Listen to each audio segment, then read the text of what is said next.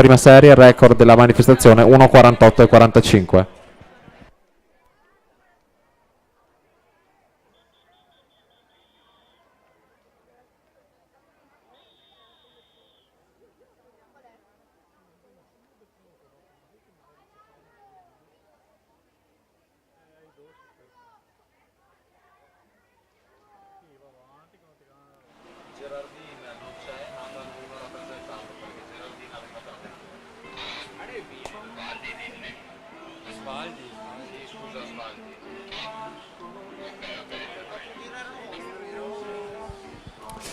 Prima serie di grande rilievo internazionale.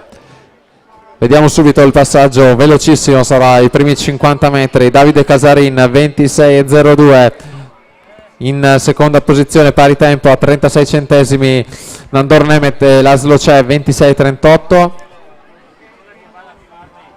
Record della manifestazione, ricordiamolo, 1:48:45.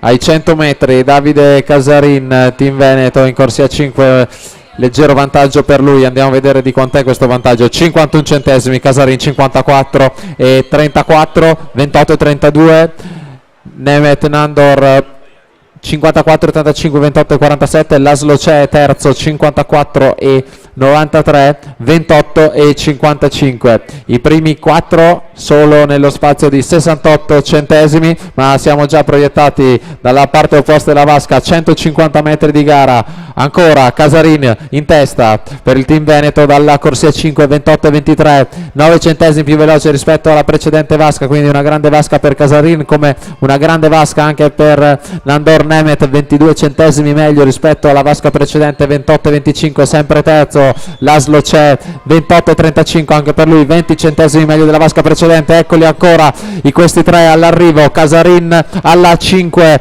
Nandor alla 4, Laszlo C'è alla 6, Davide Casarin 49 centesimi, 1:50:04 per l'atleta del Team Veneto. Gli ungheresi si devono mettere dietro. Nandor Nemeth 1:50:53, Laszlo C'è 1:50:69, quindi la vittoria va a Davide Casarin, Team Veneto, 1:50:04.